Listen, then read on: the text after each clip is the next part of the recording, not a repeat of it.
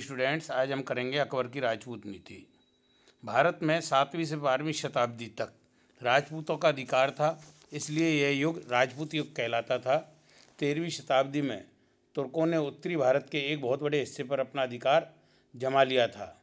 उन प्रदेशों में राजपूत शासकों को अन्य प्रदेशों में शरण लेने अथवा तुर्कों की अधीनता स्वीकार करने के लिए बाध्य होने पड़ा।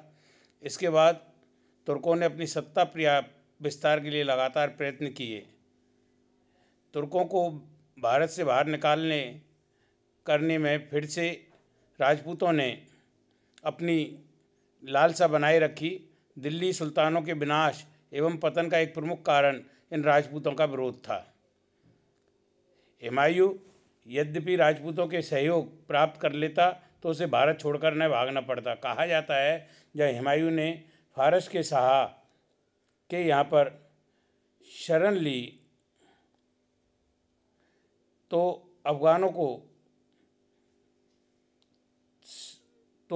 शाह ने उसको परामर्श दिया था कि वह राजपूतों के साथ सहयोग प्राप्त कर लेता तो उसके हित में अच्छा होता। अफगानों और राजपूतों में शत्रुता थी।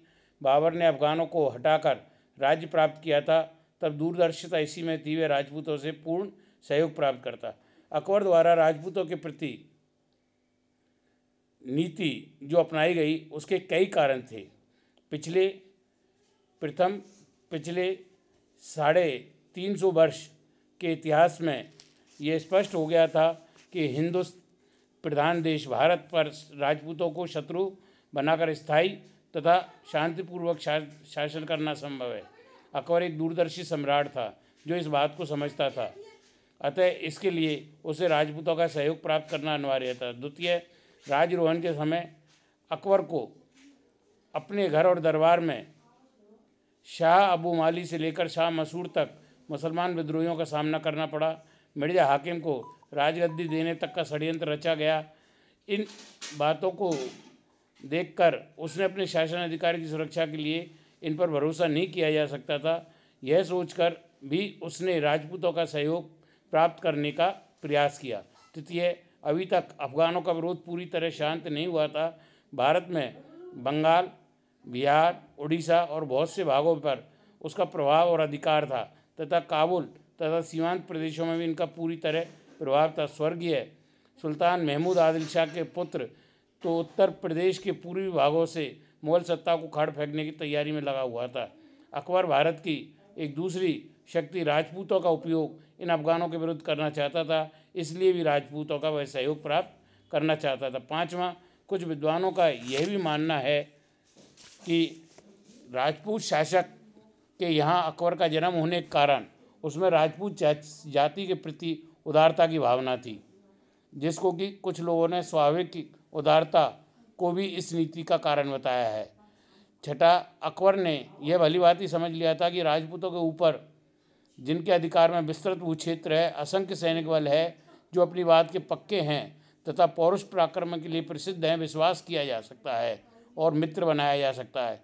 इन सब कारणों से अकबर पहला मुस्लिम सुल्तान था या सम्राट था जिसने राजपूतों के प्रति मैत्रीपूर्ण संबंध स्थापित किए और उनका सहयोग प्राप्त करने की नीति का सूत्रपात किया। अकबर की इस राजपूत नीति के प्रधान अंग थे। प्रथम, वह राजपूतों के प्रसिद्ध दुर्गों पर अधिकार करके अपने शौर्य और शक्ति का प्रमाण देना चाहता था, परंतु विजय प्राप्त करने के पश्चात वह अधीनता स्वीकार करने के बाद राजा को उसका संपूर्ण राज्य लौटा देता। उसका आंतरिक शासन उसको सौंपकर बाह्य शत्रुओं से रक्षा का अवैधान देता था। द्वितीय, साम्राज्य के हित की दृष्टि से यदि किसी दुर्ग पर सीधा अधिकार रखना जरूरी हो जाता था तो बदले में अन्य कोई जागीर देता था। तीसरा, राजपूतों को साम्राज्य विस्तार तथा शासन संचालन में सहयोग हेतु न केवल पदवी देता था बल्कि ऊंचे प्रतिष्ठा और योग्यता अनुसार ऊंचे ओहदे देता था। चतुर्थ, वह राजपूतों से वैवाहिक संबंध स्थापित करने के सदैव तैयार रहता था, जिससे मुगलों का स्वदेशीकरण शीघ्र हो सके और राजपूतों को सम्राट के संबंधी होने का गौरव प्राप्त हो सके। तो अकबर के द्वारा जो नीति अपनाई गई उसके लिए निम्नलिखित पॉइंट या निम्नलिखित बिंदुओं को हम लेते हैं। पहला, वैवाहिक संबंध द्वारा।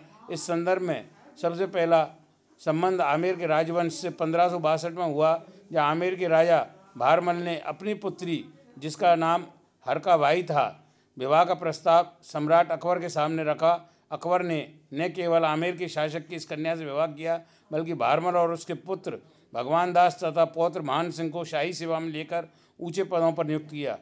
राजा भारमल का अनुसरण करके बीकानेर और जैसलमेर के शासकों ने भी ऐसा ही किया। उन्होंने 1570 में नागौर दरबार में न केवल अकबर की अधीनता स्वीकार की, बल्कि अकबर के साथ अपनी पुत्रियों के वैवाहिक संबंध स्थापित किए। इसके बाद मारवाड़ के मोटा राजा उदय सिंह ने भी अधीनता स्वीकार करके अपनी पुत्री जगत गोसाई का विवाह अकबर के पुत्र सलीम के साथ किया। इस प्रकार विवाह संबंध से राजपूत नीति का विशिष्ट अंग बन गया। इन विवाह संबंधों में यद्यपि विभिन्न विद्वानों ने टिप्पणी की है, डॉक्टर बेनी प्रसाद ने इसे युगांतकारी नीति कहा है, डॉक्टर ईश्वर प्रसाद ने इसे सामाजिक और राजनीतिक समन्वय में सहायक बताया है। कुछ विद्वानों ने इन विवाहों को उसकी धूर्तता का अस्त्र बताया है, जबकि कुछ अन्य विद्वानों ने ये विवाह धर्म विरुद्ध निंदनीय बताए हैं, जिसमें हिंदू जाति के आदर्शों की अवहेलना की गई है।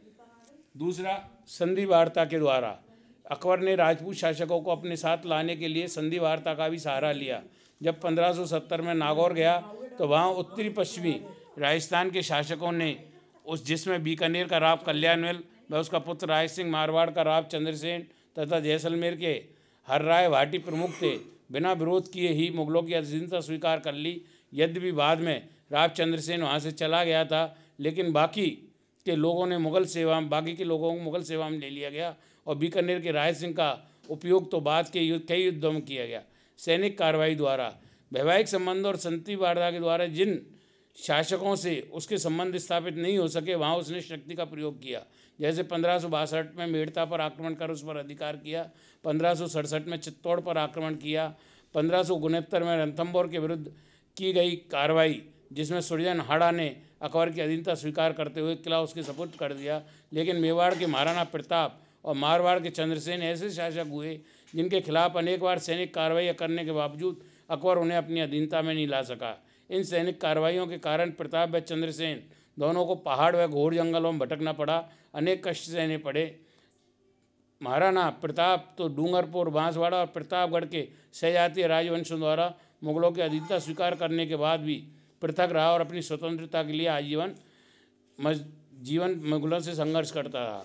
राजपूतों द्वारा साम्राज्य की सेवा।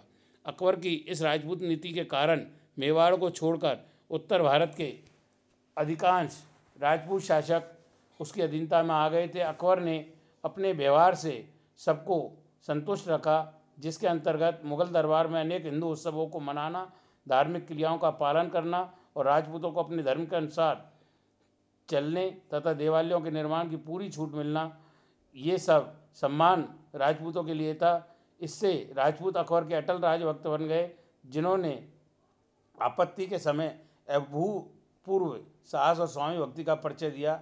शक्तिशाली राजपूत घराने मुगल साम्राज्य के सुदृढ़ आधार स्तंभ बन गए और उन्होंने मुगल साम्राज्य के विस्तार में महत्वपूर्ण भूमिका निभाई। राजपूत राज्यों पर इस नीति का मिश्रित प्रभाव पड़ा। मुगलों की अधीनता स्वीकार करने से कुछ राजघरानों का राजनीतिक महत्व बढ़ा और वे शक्तिशाली बन गए, जैसे आमेर, मारवाड़, बीकानेर आदि।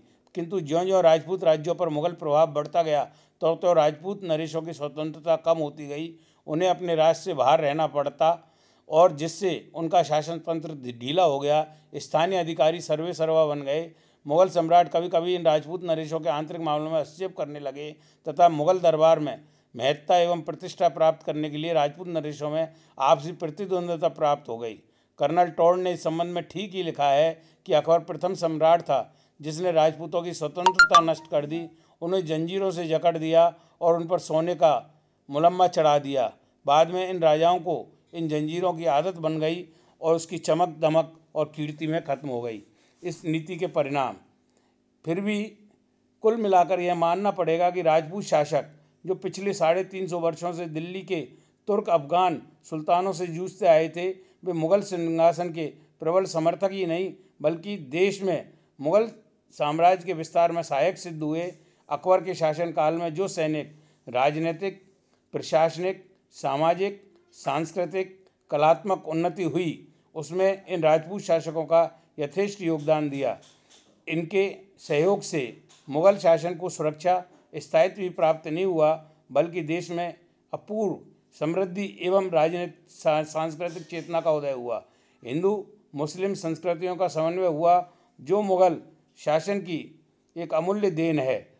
यह सब अकबर की दूरदर्शिता तथा उदारता की नीति के कारण ही संभव हो सका, जब तक कि उनके उत्तराधिकारियों ने इस नीति का अनुपालन किया, उनको बराबर राजपूतों का सहयोग मिलता रहा। धन्यवाद।